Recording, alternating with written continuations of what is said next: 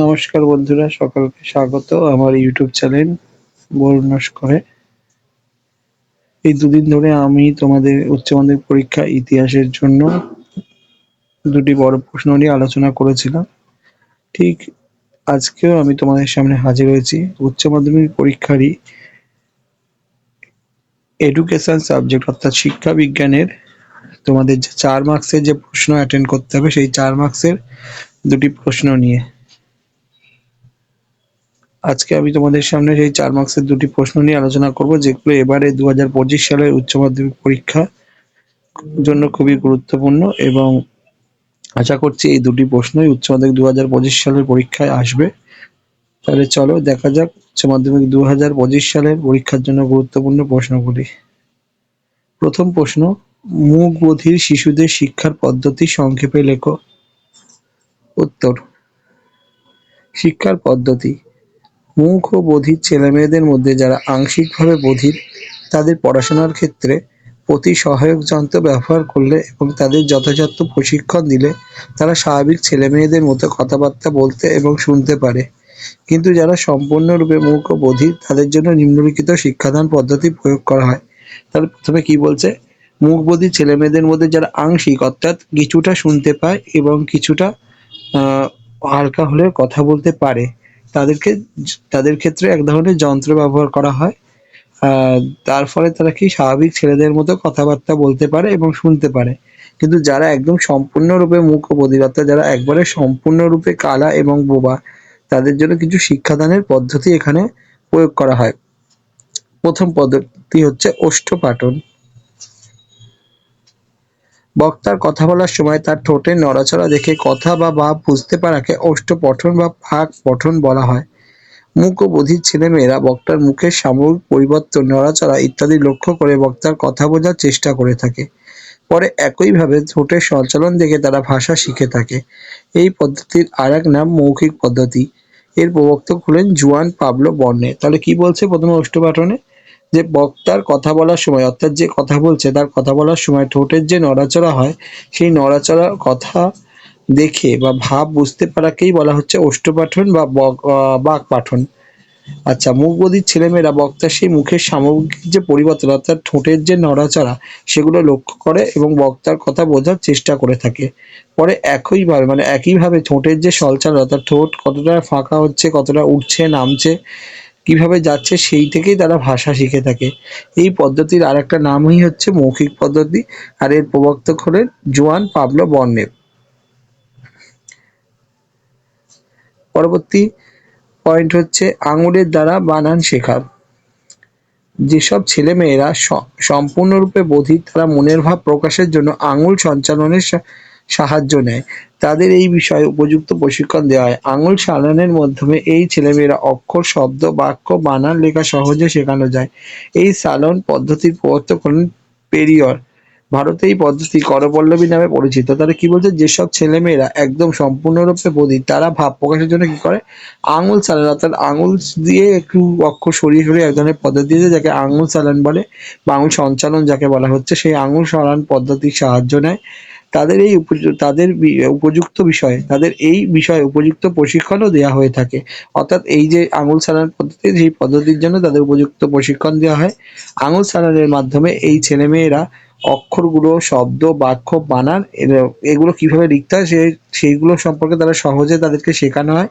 এই চালান পদ্ধতি যে আবিষ্কার করেছিল তার নাম হচ্ছে পেরিয়ার। আর ভারতে এই পদ্ধতিকে কি বলা হয়, করপল্লবী পদ্ধতিও বলা হয়ে থাকে। পরের পয়েন্ট, কম্পন ও স্পর্শ পদ্ধতি। এই পদ্ধতিতে মূক ও বধির ছেলেমেয়েরা অভিজ্ঞ শিক্ষকের কথা বলার সময় তাদের মুখে হাত বুলিয়ে গলায় স্পর্শ করে শব্দ উচ্চারণ করতে শেখে।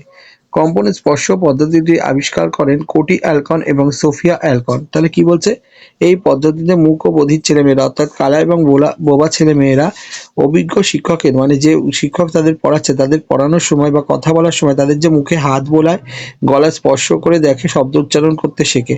অর্থাৎ এইভাবে শিক্ষকের গালে হাত বুলিয়ে তারা শব্দ উচ্চারণগুলো অনুভব করে এবং সেগুলো করতেও শেখে। একে কম্পন ও স্পর্শ পদ্ধতি বলা হয়।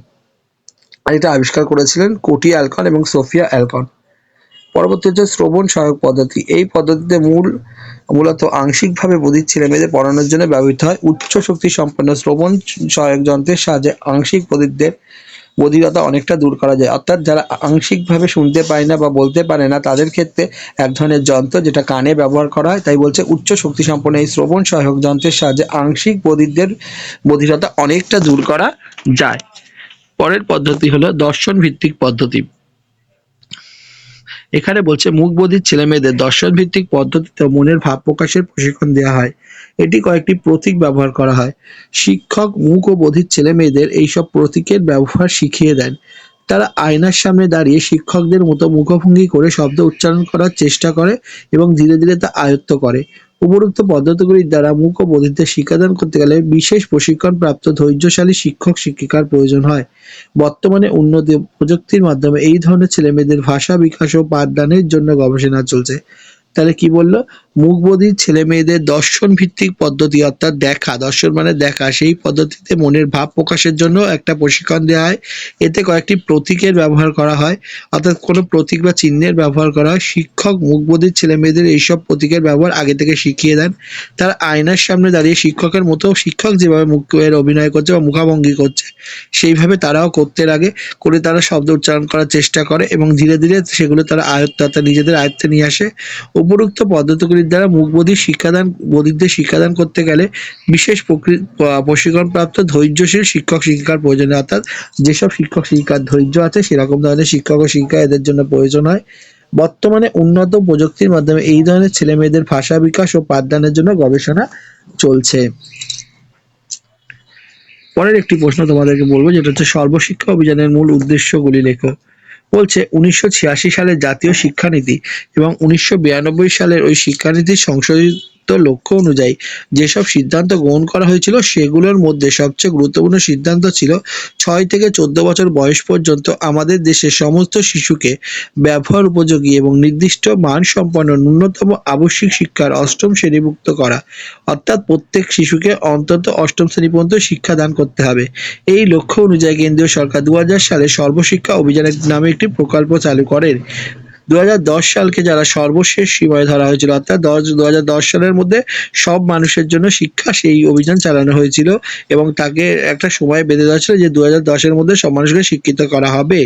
ভারতবর্ষের সর্বশিক্ষা অভিযানের নিম্নলিখিত উদ্দেশ্যগুলি স্থির করা হয়েছে। অর্থাৎ সর্বশিক্ষা অভিযানের জন্য বেশ কিছু উদ্দেশ্য আছে। সেই উদ্দেশ্যগুলি হলো 2060 সালের মধ্যে সকল শিশুকে 5 বছরের নিম্ন প্রাথমিক শিক্ষা সম্পন্ন করতে হবে। অর্থাৎ প্রত্যেকটা শিশু 2060 সালের মধ্যে প্রত্যেক শিশুকে 5 বছরের যে প্রাথমিক শিক্ষা সেটা সম্পূর্ণ করতে হবে। 2010 সালের মধ্যে সকল শিশুদের 8 বছরের যে উচ্চ মাধ্যমিক শিক্ষা সম্পূর্ণ করতে হবে। অর্থাৎ ক্লাস 8 পর্যন্ত যে উচ্চ মাধ্যমিক, 8 বছরের যে উচ্চ মাধ্যমিক শিক্ষা, অর্থাৎ 5 থেকে 12 যাকে বলে, সে 8 বছরের উচ্চ মাধ্যমিক শিক্ষা সম্পূর্ণ করতে হবে এবং জীবনধর্মী শিক্ষাকে প্রাথমিক শিক্ষায় গুরুত্ব দিয়ে সন্তোষজনক গুণগত মান অর্জন করতে হবে। 2060 সালের মধ্যে নিম্ন প্রাথমিক স্তরে এবং 2010 সালের মধ্যে উচ্চ প্রাথমিক স্তরে সকল লিঙ্গ বৈষম্য, সামাজিক শ্রেণী বৈষম্য দূর করতে হবে। সকলকে সার্বজনীনভাবে শিক্ষালয়ে ধরে রাখা। 2010 সালের মধ্যে এক কথায় বিদ্যালয় ব্যবস্থাকে সমাজের অঙ্গ হিসাবে চিহ্নিত করে সার্বজনীন প্রাথমিক শিক্ষা সুনিশ্চিতকরণ প্রচেষ্টাকে সর্বশিক্ষা অভিযান এগিয়ে নিয়ে যাওয়া যেতে পারে। ছেলে মেয়েদের মধ্যে বৈজ্ঞানিক দৃষ্টিভঙ্গি গড়ে তুলতে হবে। কুসংস্কার ও অন্ধকার মুক্ত সমাজ গড়ে তুলতে হবে। শিক্ষার্থীদের মধ্যে নৈতিক মূল্যবোধের বিকাশ ঘটিয়ে আদর্শ নাগরিক হিসাবে তাদেরকে গড়ে তুলতে হবে। এই ছিল সর্বশিক্ষা অভিযানের মূল উদ্দেশ্য।